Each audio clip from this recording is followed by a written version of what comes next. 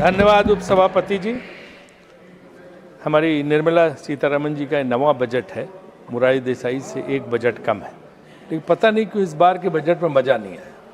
कुछ ऐसा है ही नहीं जिसकी प्रशंसा की जा सके, एक भी चीज़ नहीं है। कैपिटल एक्सपेंडिचर का नाम है तो दूसरी तरफ पैसा कट गया, चाहे वो ग्रामीण रोजगार में हो चाहे कृषि रोजगार। लेकिन मैं एक चीज़ यहाँ पे अनुरोध करना चाहता हूँ, निर्मला जी से यहाँ पे है नहीं, बाकी मिनिस्टर हैं यहाँ, कि उन्हें अब एक या तो सप्लीमेंट्री बजट पेश करें या रिवाइज्ड बजट पेश करें, क्योंकि बजट पेश होने के बाद ये अमेरिका के साथ डील हुई है जो कि बहुत बड़ा, जिसमें खर्च है $500 बिलियन, करीब 45 लाख करोड़ का 5 साल में, और $40 बिलियन का हम इम्पोर्ट अभी उनके साथ करते हैं, तो हमें $60 बिलियन का इम्पोर्ट हर साल और करना पड़ेगा।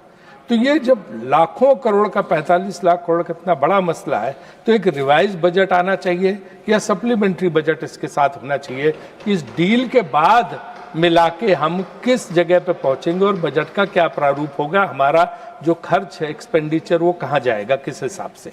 और इस $500 बिलियन में डिफेंस की खरीदारी शामिल नहीं है, वो इसके ऊपर है, ओवर एंड अबव है। तो इसलिए ये बहुत ही जो है गंभीर बात है। इसलिए मेरा ये मानना है कि इस बजट को रिवाइज्ड एक बजट देना चाहिए उनको। एक आदत बन गई है कि गलत बात को बार बार मीडिया से अच्छा बताओ, सारे प्रवक्ताओं को लगा दो, लाइन लगा दो और सब वो तारीफों के पुल बांधने लगे, तो कम से कम 100 बार कहोगे वही बात तो लोग सही मानने लगे। लेकिन असलियत वो नहीं है, असलियत ये नहीं है। आप असली बात को दबा देते हो जी, हैं? तो असली बात ये है कि मनमोहन सिंह जी के जमाने में जो है 3% से नीचे था, 2.92 टैरिफ। देखो बीच में डिस्टर्ब मत करो, क्या चीज है मुझे पता है। अभी पीएम खाना खाने गए हैं, टीवी देख नहीं रहे, कोई बात नहीं, आप सुनाई जाएगी आपके, है ना। और अटल जी के जमाने में सभापति महोदय, अटल जी के जमाने में 3% था, उनको भी इसका श्रेय जाता है। मुझे पता है इनके एक वक्ता कभी अटल जी का नाम तक नहीं लेते, कभी उनकी प्रशंसा नहीं करते। मैंने सारे भाषण सुने और नोट किए, एक बार भी अटल बिहारी वाजपेयी की प्रशंसा नहीं। क्या डर है इन्हें अटल जी की तारीफ करने में? अटल जी की क्यों, हम तो करते हैं नरसिम्हा राव की तारीफ, हम तो नरसिम्हा राव की तारीफ तो आगे बढ़िए। तो अटल जी के बारे में बोलने में इन लोगों को बहुत डर लगता है। चलो ठीक है, आपको ये है कि अटल जी के बारे में नहीं बोलेंगे, उनको श्रेय मिल जाएगा। लेकिन ये एक अजीब बात है, सरकार का जब मैंने तर्क पूछा तो मुझे तर्क ये दिया गया कि साहब बदले हुए जो ट्रम्प है, ट्रम्प 1 के जो ट्रम्प थे वो ठीक थे पहले वाले, अभी जो बदले हुए जिसमें 25% 50% था, अब अगर उन्होंने 18% ले लिया कर दिया है तो भैया इसी को अपनी उपलब्धि मानो। यही बहुत बड़ी चीज है कि 25 से 18 कर दिया, क्योंकि ट्रम्प बदल गए।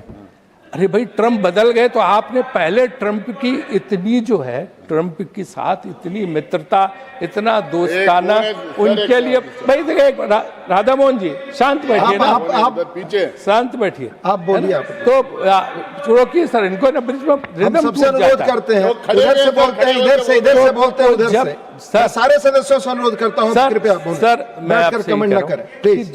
जब आप जो है वहां पे बदले हुए ट्रम्प को, कि बदले हुए ट्रम्प जो ट्रम्प 2 के ट्रम्प जो है उनका एटीट्यूड बदल गया अचानक, इसलिए हमें 18% में बड़ी खुशी है। एक तरफ 18%, दूसरी 0%। तो 18 और 0 में कोई फर्क नहीं। अमेरिका 0% है, भारत को 0% टैरिफ पे, और अमेरिका को 18%। और उसमें भी धमकी है कि अगर आपने रूसी तेल खरीदा, मैं रोज देख रहा हूँ, जरा भी तुमने गड़बड़ की तो मैं फिर पेनल्टी लगा दूंगा। तो ये 18% भी कायम नहीं है।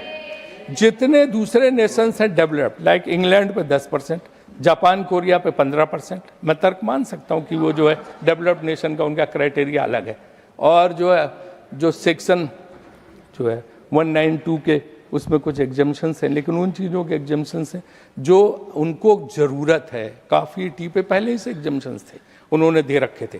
तो इसलिए जो है हमारी जो इस चीज़ को बेस्ट डील बताना मैं नहीं समझता हूँ कि सही है, क्योंकि सारे अर्थशास्त्री जो सरकार की तारीफ में भी लिखते रहे, उन्होंने भी लिखा है कि ये डील जो है इस टिल्टेड टुवर्ड्स अमेरिका, अमेरिका के पक्ष में है।